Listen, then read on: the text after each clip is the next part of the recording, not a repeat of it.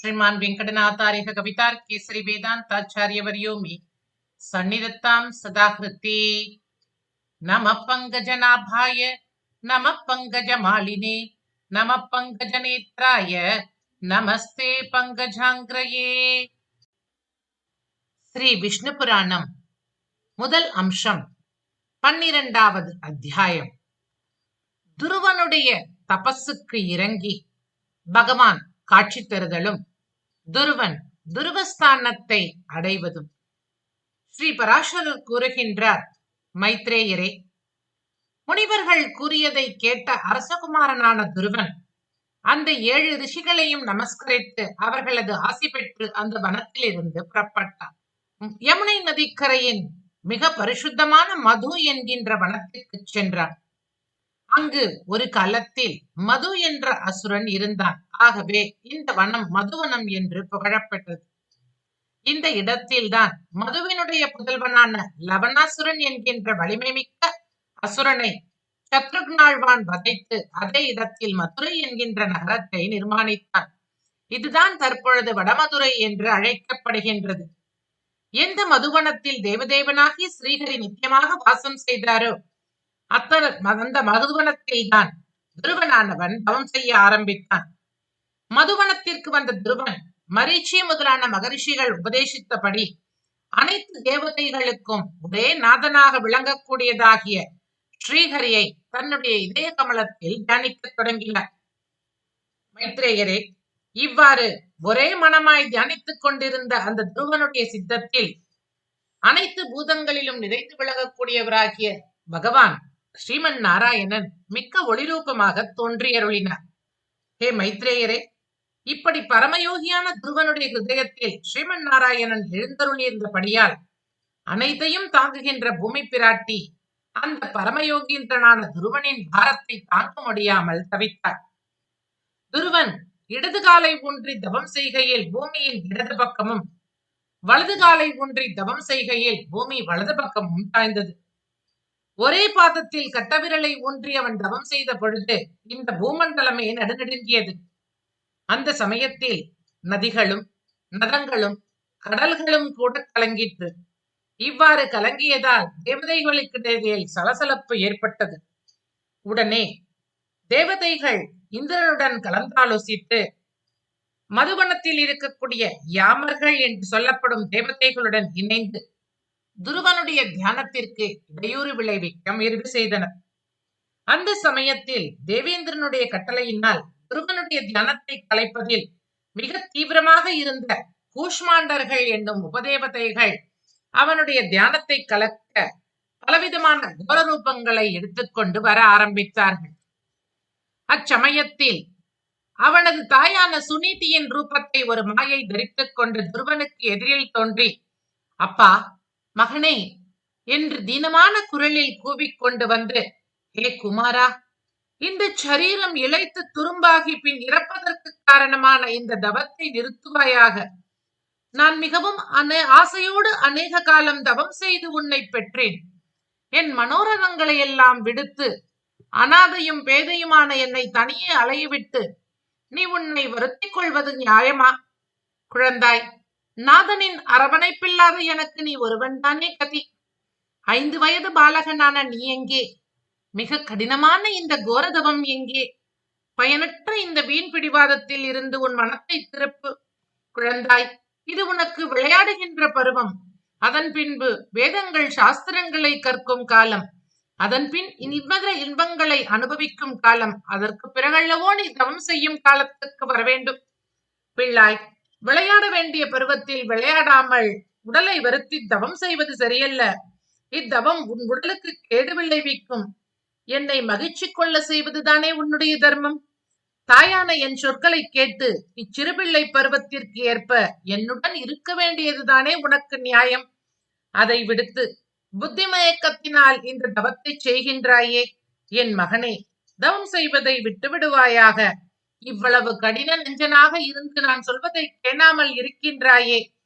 இனி இந்த தவத்தை நீ விடவில்லை என்றால் உன் எதிரிலேயே நான் என் பிராணனை விட்டு விடுகின்றேன் என்று கண்களில் வெள்ளமென கண்ணீர் பெருகி கதறி எழும் அந்த மாயா சுனீதியை கண்டும் துருவன் பகவானின் திருவடி தாமரைகளில் மனதை வைத்திருப்பதனால் இதை காணாதவன் போலே இருந்தான். பிறகு அந்த மாயா சுனீதியும் துருவனை பார்த்து, ஹே குழந்தாய், இந்த பயங்கரமான வனத்தில் கோரமான ராட்சசர்கள் தடி கத்தி போன்ற ஆயுதங்களை தாங்கி உன்னை கொல்ல வருகிறார்கள், நீ சீக்கிரம் ஓடிவிடுவாயாக என்று கூறிய வண்ணம் மறைந்து போனார். அதன் பிறகு பலவித ஆயுதங்களை தாங்கிக் கொண்டு தீக்கக்கும் முகத்தோடு அநேக அரக்கர்கள் அங்கு வந்தார்கள். அவர்கள் துருவனுக்கு எதிரில் பளபளக்கும் ஆயுதங்களை சுற்றி கொண்டு கர்ஜனை புரிந்தார்கள். யோக நிலையில் அமைந்திருக்கும் துருவனுக்கு முன்னால் குப்குப்பென்று அனலை கக்குகின்ற முகங்களுடன் கூறிய நரிகள் அவனை நாற்புறமும் சுற்றி கொண்டு மிகவும் கோரமாக உலகிட்டன. சிங்கம், முதலை, ஒட்டகம் போன்ற முகமுள்ள அரக்கர்கள் இந்த பையனை கொள்ளுங்கள், வெட்டுங்கள், புசியுங்கள் என்று கொடூரமான சொற்களினால் பெருங்கூச்சலிட்டு பயமுறுத்தினார்கள். ஆனால் கோவிந்தனுடைய சரணகமலங்களிலே லயித்த இருதயம் உடையவனாகிய துருவனுக்கு முன்னால் அந்த அரக்கர்களும் அவர்களுடைய ஆயுதங்களும் நரிகளின் ஊளைகளும் எதுவும் பயனற்று போயின. அந்த அரசகுமாரனோ தனக்குள்ள ஒன்றுபட்ட மனத்தோடு எப்பொழுதும் தஞ்சமாகும் ஸ்ரீமன் நாராயணனையே தனக்கு தியானத்தில் கொண்டிருந்தான். அவன் எதிலும் மனதை பறிகொடுக்கவில்லை. இப்படி தங்களுடைய மாயைகள் எல்லாம் உபயோகப்படாமல் நாசத்தை கண்ட தேவர்கள் அந்த மகாத்மாவினுடைய தவ வலிமையால் தங்களுக்கு என்ன தீங்கு நேருமோ என்று பயந்து இந்த தவத்தை நேடுத்த உபாயம் தேடுவது அவசியம் என்று குனிந்து ஸ்ரீமன் நாராயணனை சரணடைந்தார்கள். ஹே தேவதேவா, ஜெகநாதா, புருஷோத்தமா, பரம்பொருளே, துருவனது தவ வலிமையினால் நாங்கள் தாக்கப்பட்டு தங்களை சரணம் பற்றினோம்.